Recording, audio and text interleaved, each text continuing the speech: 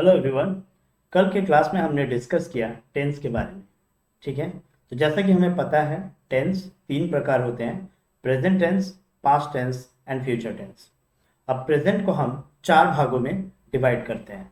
सबसे पहला आता है सिंपल प्रेजेंट, इसके बाद आता है प्रेजेंट कंटिन्यूअस, इसके बाद आता है प्रेजेंट परफेक्ट और उसके बाद आता है प्रेजेंट परफेक्ट कंटिन्यूअस। इसी तरीके से हम पास्ट टेंस को भी चार हिस्सों में बांटते हैं: simple past, past continuous, past perfect continuous. और इसके बाद हम फ्यूचर को भी चार हिस्सों में बांटते हैं: simple future, future continuous, future perfect continuous. तो कल हम लोगों ने क्लास में सिंपल प्रेजेंट टेंस और प्रेजेंट कंटिन्यूअस टेंस के बारे में सीखा। सबसे पहले अगर आते हैं सिंपल प्रेजेंट में, तो ये डेली हैबिट को दर्शाता है। जो भी हम दैनिक जीवन में रोज करते हैं, इस तरह के हैबिट में हम इसका इस्तेमाल करते हैं। और इसका स्ट्रक्चर जैसे कि आप देख सकते हो, सबसे पहले आता है सब्जेक्ट, फिर वर्ब और उसके बाद ऑब्जेक्ट। तो हमने एक एग्जांपल लिया था कि I take my class every day, मैं अपना क्लास रोज लेता हूँ। So I take my class every day. ठीक है, अब राहुल जब आया तो राहुल के बाद क्या हो गया? Rahul takes my class every day, Rahul मेरा क्लास रोज लेता है।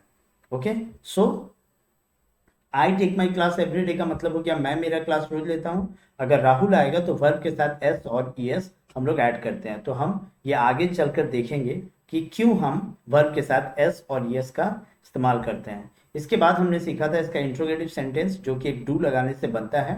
Do I take my class every day, क्या मैं मेरा क्लास रोज लेता हूँ? So do I take my class every day. अब जब मैंने नेगेटिव बनाया था तो यहाँ क्या बनता है?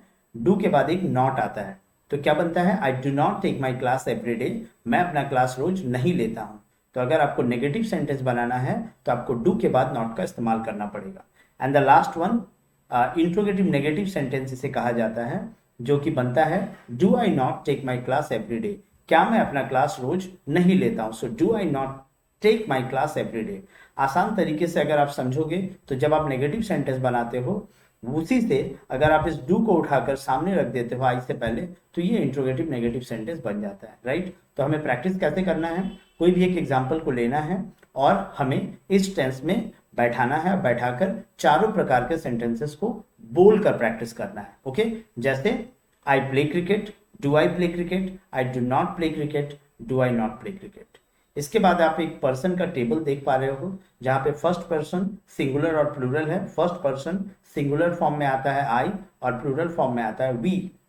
ओके, मैं और प्लूरल में हो गया वी का मतलब हम लोग।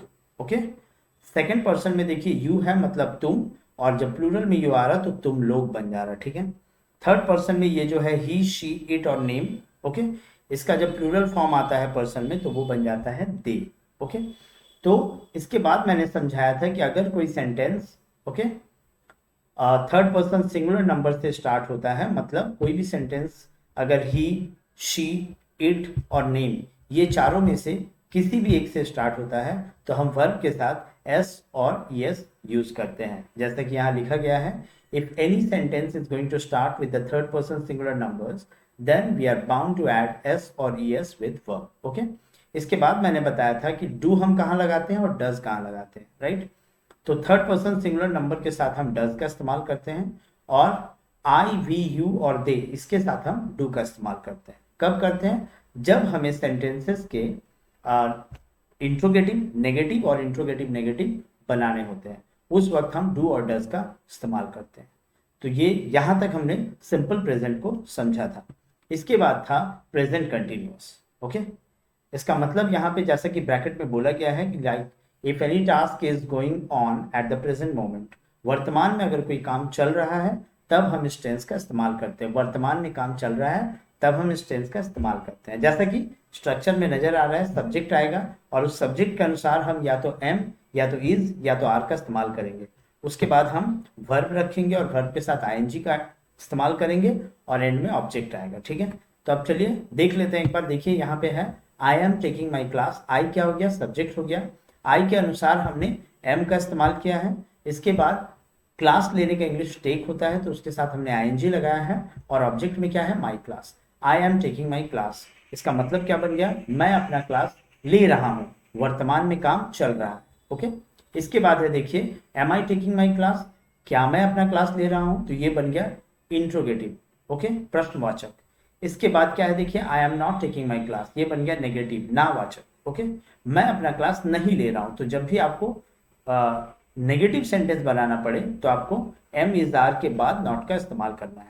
और दैट एंड अब जैसा कि देख रहे हो लास्ट वन इंट्रोगेटिव नेगेटिव, जिसमें सवाल भी पूछा जा रहा है और नेगेटिव भी है। ओके, तो इसको हम बोलते हैं इंट्रोगेटिव नेगेटिव। ओके, जैसा कि am I not taking my class, क्या मैं अपना क्लास नहीं ले रहा हूं।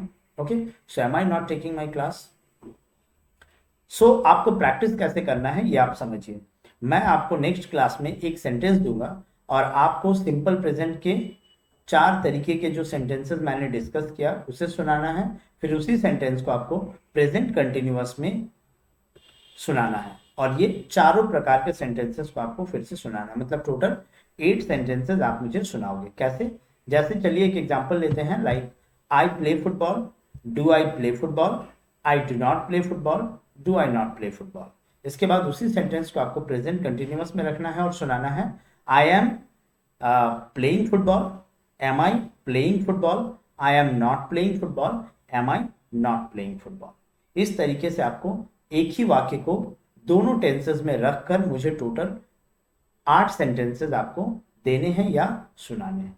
ओके, तो मैं उम्मीद करता हूं कि कल मैंने जो भी करवाया उसका एक छोटा सा समरी मैं वीडियो बनाकर आपको डाल रहा हूं, आप लोग देखें और कहीं भी कोई डाउट हो तो जरूर ग्रुप में पूछ लें। ओके, और आगे मैं कुछ एक्सरसाइज भी आपको ग्रुप में दे देता हूं ताकि आप प्रैक्टिस कर पाओ और सिंपल प्रेजेंट और प्रेजेंट कंटिन्यूअस को ज़्यादा से ज़्यादा बोलकर प्रैक्टिस कर सको। ठीक है, तो चलिए मिलते हैं कल के क्लास में जो कि है 9 बजे। Be there, okay, and keep on practising and keep on improving.